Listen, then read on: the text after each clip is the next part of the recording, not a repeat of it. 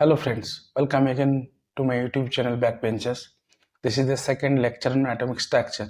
Before we go to any atomic model, let's take a look of subatomic particle which constituent the atom. So first discovered subatomic particle was electron, and this was observed in cathode ray discharge tube. And what is cathode ray discharge tube or simply discharge tube is it's nothing but a tube which has two facility. One is one is we may change the potential difference between cathode and anode to any desired amount, or there is a setup to produce desired pressure by suctioning desired amount of air from this tube. Here is the simple diagram of discharge tube. This is my discharge tube, and this is cathode, and this is anode. This is negative end and this is positive end, and here we apply DC voltage between cathode and anode. It is as big as 10,000 volt. 10,000 volt. Or pressure may be reduced to 10 to the minus 6 atmosphere by suctioning enough amount of air. Here is a suction pump attached with it, and if and enough air may be suctioning from this tube and get desired pressure. This is the simple setup of cathode ray discharge tube. And the discharge phenomena first observed by two scientists known as Placker and Hintrop. And it's all about potential difference between cathode and anode and pressure in this cathode ray discharge tube. That what I mean, that if we change the pressure of the cathode ray discharge tube, there is different phenomena observed in cathode ray and in this tube at different pressure. What is cathode ray? Is a invisible ray produced from cathode to anode, and this is actually done by William Crookes, and the pressure is as low as 0.01 mmHg or 10 to the minus 6 atmosphere. And what we've seen that the invisible ray is produced from cathode to anode, and it hit the anode wall, and the anode glass wall become fluorescent. Let me explain what Crookes actually observed. When the pressure of the cathode ray is 0.01 mmHg, then there is no glow occur in the cathode ray discharge tube, and an invisible ray is produced from cathode to anode, and for this high velocity of this escaping particle, it hit the anode glass wall, and the glass wall became fluorescent. This was actually done by William Crookes. Let's see the mechanism of production of cathode ray. In nature or in atmosphere, there is always a positive particle due to some natural process, like photoionization, like radioactivity, or effect of cosmic ray. So suppose here in the cathode ray discharge tube, yet enough amount of air may be suctioning, but some air molecule has been present in this in the cathode ray discharge tube. So to operative this cathode ray discharge tube, there must be some amount of air. So in that air, some positive particle, it may be ion or maybe positive ion, or maybe positive molecules, or maybe positive atom. Suppose this is the positive, this is the positive particle, this is the positive particle, and when high potential difference is applied, it is accelerated to cathode, because it is negative end, when it hit the cathode, the electron is escaping from this electron, some electron is escaping from this cathode electron, and it is negatively charged, it is accelerated to positive end and hit some another uncharged molecule and produced more electron, and which again accelerated to positive end, which is actually the cathode ray, and ultimately it hit the glass wall behind the anode, and it increased the energy of glass material. It increased the atomic energy of glass material, and when it come down to its lower energy level, it radiate energy, and we see a greenish light from this glass material. This is the simple mechanism of production of cathode ray. So this is also known as cold cathode ray, because we don't heat the cathode with some heating apparatus like filament. When we heat the cathode by filament, it enhances the escaping tendency of electron from the cathode.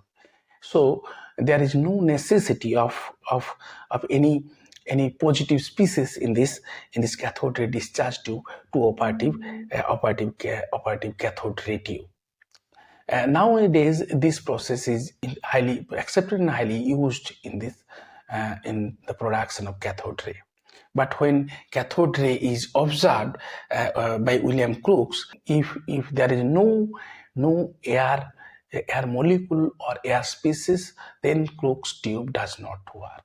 You may ask question, why this positive species does not stick to cathode, because it is negative end and the species is positive. So to explain this phenomena, let me take a simple example. This is my wall made with bricks,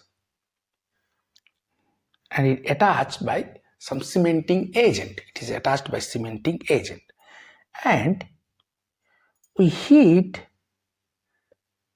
this wall by another brick. If the velocity of this brick is not high enough, then there is a probability to stick the brick in this wall by cementing agent. But if we hit this wall by the brick with very high velocity, then what is the outcome? The one and two or more brick is escaping from the wall along with this hitting brick.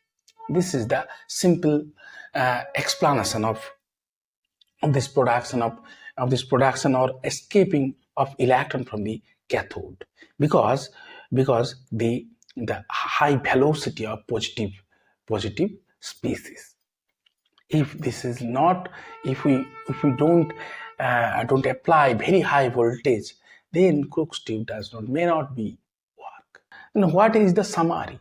there is some positive species in the very short range from the cathode, and it hit again and again in the cathode and release release release enough electron from the cathode, and this process occurs again and again and produced a steady flow of electron, especially at very low pressure, that is 10 to the minus 6 atmosphere or 0.01 mmHg. We are go to the next topic, and that is properties of cathode ray. Properties of cathode ray. This is the most important topic for your examination. It may be board exam like JEE, IIT or NEET. So first of properties is it has very high velocity, and the velocity is comparable with the velocity of light. It may be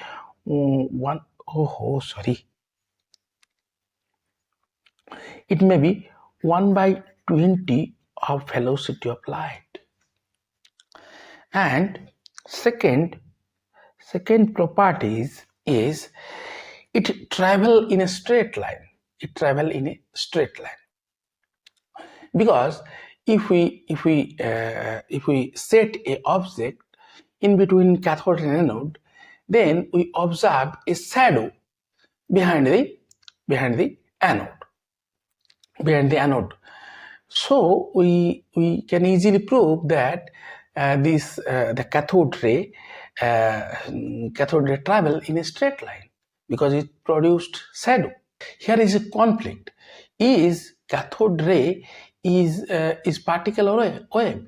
Because our normal experience said that wave produced shadow. So how can we prove that it is a stream of particle or the wave? It is solved by to see the deflection of cathode ray in electric and magnetic field. We will see later. Next property is it has momentum.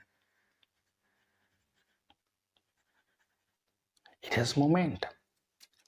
How can we prove that? Here is my cathode ray discharge tube, and here is cathode, and this is anode, this is negative, and this is positive, and we put a paddle which is rotating its own axis, and we see that the paddle is rotating. This paddle is rotating, and if we increase the potential difference between cathode and anode, the rotating rate is also increased. So the exchange of momentum is being occur between cathode ray and this paddle. So we can tell that it has a momentum. It increases the temperature of the material which it hits, because it increases the energy level of electron of the material which it hit, and when it come down to its stable energy level, it radiate energy in the form of heat. So temperature is increasing. Next property, it ionize the gas molecule which it collide. Zinc sulfide ZNS, or barium platinocyanide,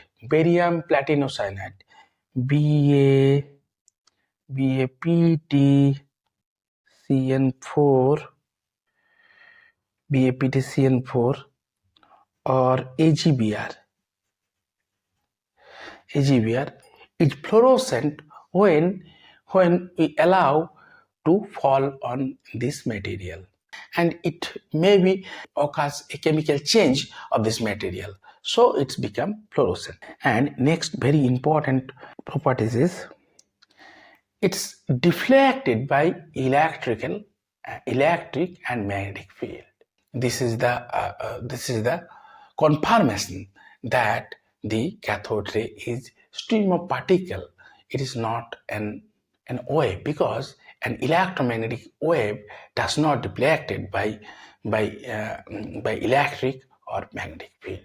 So it is confirmed that the cathode ray is a stream of negatively charged particle. Negatively charged particle, how can we prove negatively charged particle? Because its deflection in electrical field and in magnetic field. By the nature of deflection in electrical field and magnetic field, we can easily prove that the cathode ray is negatively charged. Here is a positive plate. Here is a positive plate, and here is a negative plate. And what we've seen that the cathode ray deflected from the negative end and attracted to positive end. So negative is deflected. The Coulombic repulsion is occur between negative charge and same charge, and between opposite charge Coulombic attraction may be occur. So from this we can tell that this is negatively charged. And when we put a magnetic field, suppose here is my north pole and here is my south pole. Here is my north pole and here is my south pole. The deflection of the cathode ray like this, and this deflection is due to the Lorentz force. You are encountering physics Lorentz force. Direction of deflection is according to left hand rule or right hand rule. You may apply left hand rule or right hand rule. This is the direction of velocity of electron. This is v, and this is the direction of magnetic force, that is b, and this is the direction of force F equals to, and here E equals to 0, because we don't apply any potential difference, only apply the magnetic field. E is the electric field, and here E equals to 0, so F equals to minus q v b. V is the velocity of electron, B is the magnetic force, and Q is the charge on electron. So this is the direction of force which we seen in this picture. That the direction of force like this. Next property is when it heat dense metal producing X-ray. Moseley proposed a empirical formula where frequency of X-ray depends on atomic number. That is root nu equals to A Z minus sigma, where A and sigma is constant and Z is the atomic number of the atom. If we increase the atomic number, the frequency of this X-ray is increases. That is, we get hard X-ray, which has different application in different field. So we normally use a dense metal like tungsten, which produced hard X-ray. We use tungsten because of another reason, that when